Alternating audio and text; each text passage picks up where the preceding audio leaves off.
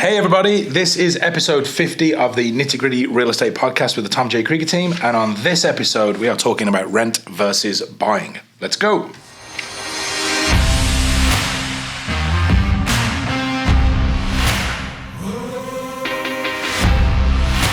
Okay, all right, episode 50 of the Nitty Gritty Real Estate Podcast with the Tom J. Krieger team, myself, Matt Barré, we have the beautiful Jill Paddock here. We are talking about renting versus buying, okay? Yes. We are both seeing and meeting a lot of homeowners who are looking to be first-time homeowners, get out of renting, but we're also seeing a lot of people who want to buy, are unable at this point, and need to rent a little longer. We're having some problems. Would you agree? I would agree 100%. We've got quite a conundrum here, I think. Oh, quite. Wow, that's a big word. I know, right? Throwing some good ones at you. I know, seriously. It's because she was a teacher. So let's talk about rent versus buying. First off, let's talk about inventory for rentals. You just mentioned this literally off air or in some sort of blooper roll that we're going to put together, that it's the same as the housing market right now, trying to find a rental. It is. I've actually had several people come to me looking for rentals, a friend of a friend, and it's brutal. Yeah. It was extremely competitive. They were, fifth and sixth in line. They were having to put in applications, not getting it, going over what they're asking for rent.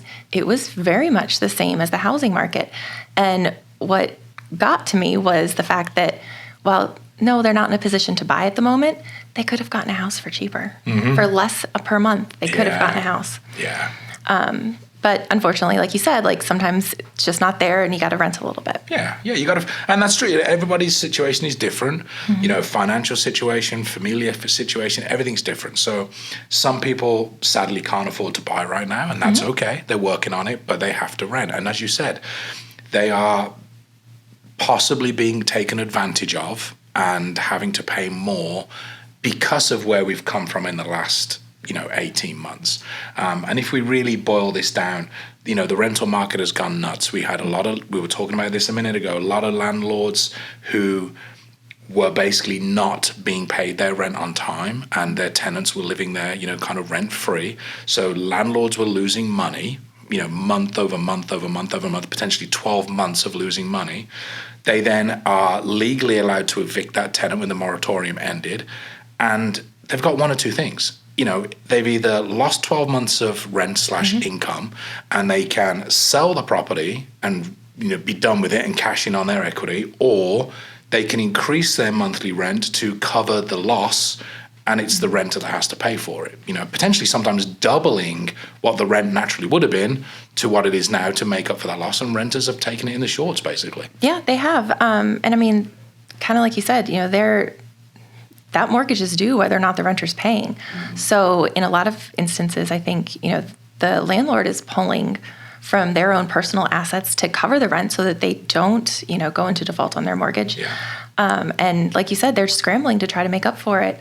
So they can evict a renter. Mm-hmm. They're going to look really quickly, is it best to sell it and try to recoup the money and be able to put it back wherever it was? Mm-hmm. Or, again, upping the price to try to recoup some of that money. Yeah.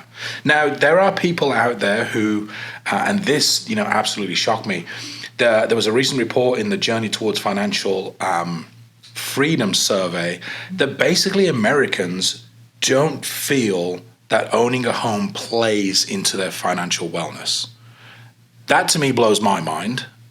And I can understand why some people wouldn't see that. But again, it still blows my mind.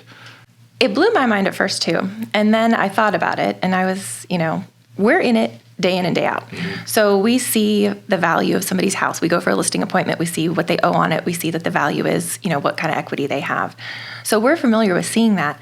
I think a lot of people it's my house. I pay it. And in their mind, it's almost like they're paying rent. They're paying rent. And they're not taking into account that, we had a podcast, a couple episodes ago talking about the crazy increase in the value of homes. And I think a lot of people forget that. And I know the article you're talking about, we were looking at, it's in a way, it's a way of forced savings. Mm-hmm. Absolutely. You've got to pay your mortgage every month. But the great thing is you've got, for the most part, a pretty locked in rate.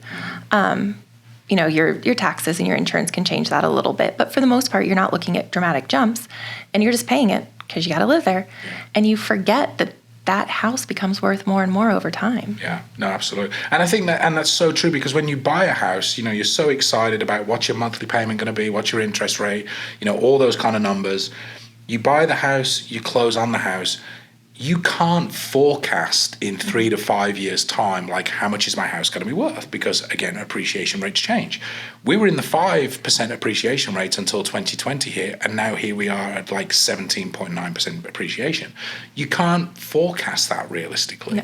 And homeowners, like you said, it's almost like they forget that they are living in an appreciating asset, which is making them money, which, again, it's funny, because whenever you hear or talk to somebody about buying a car, the first thing a lot of people say is, don't buy new, it's a depreciating asset. Yep. Like, you're literally losing thousands when you drive it off the parking lot.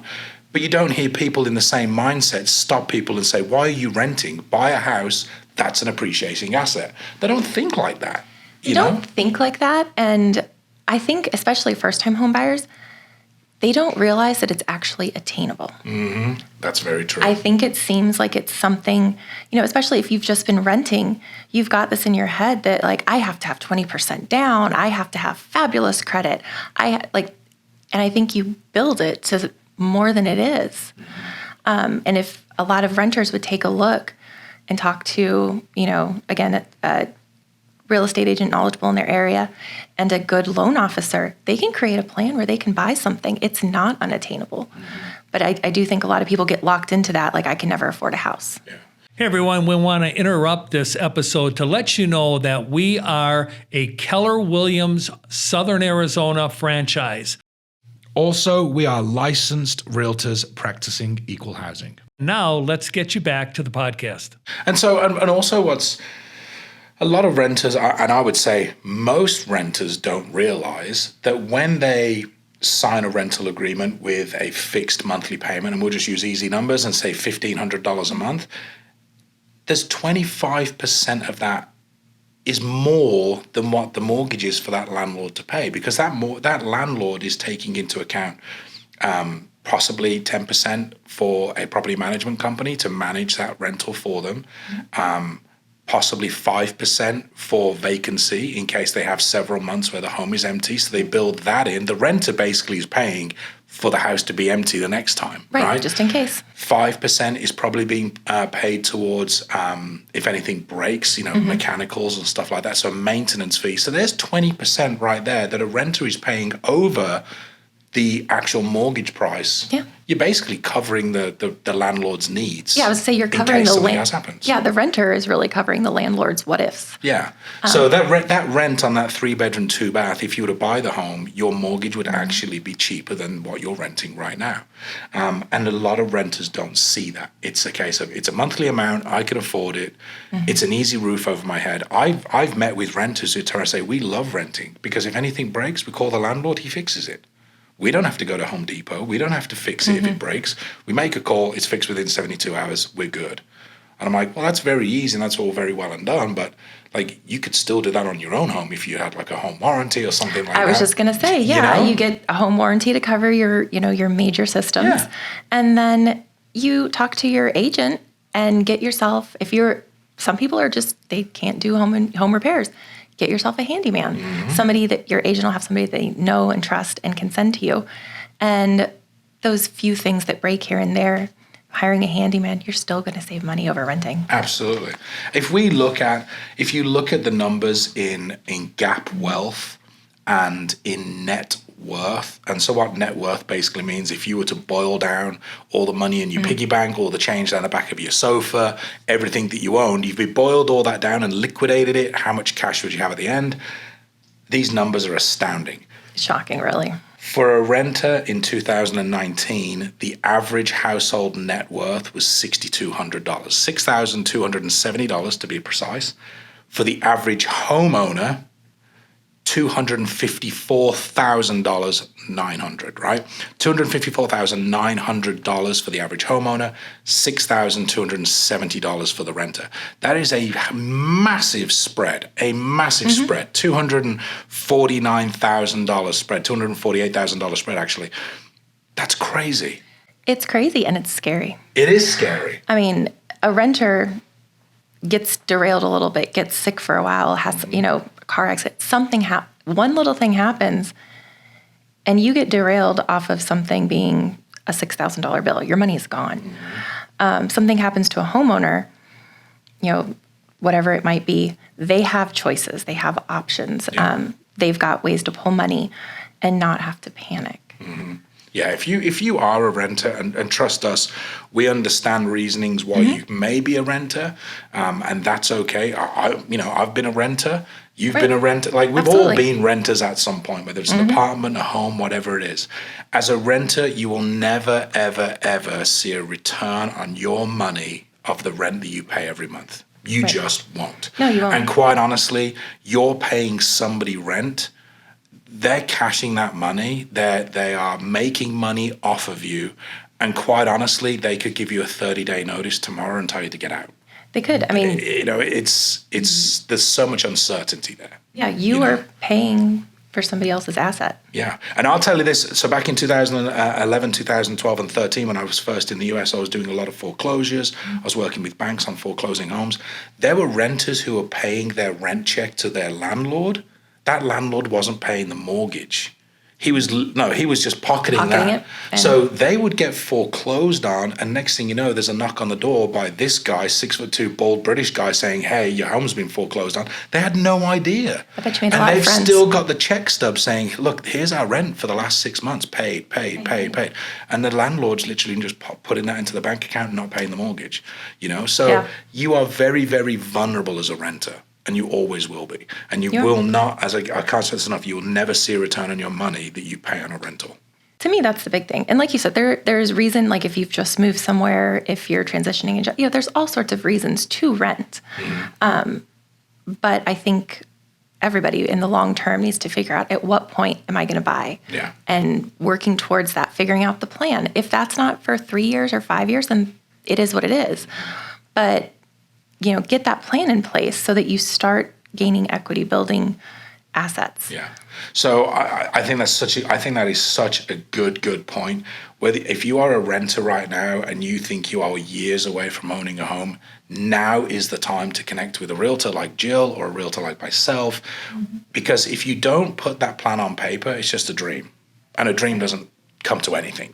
But as soon as you take that dream and you put it onto paper, it becomes a plan, and from a plan you can have a goal, and from that goal becomes a reality.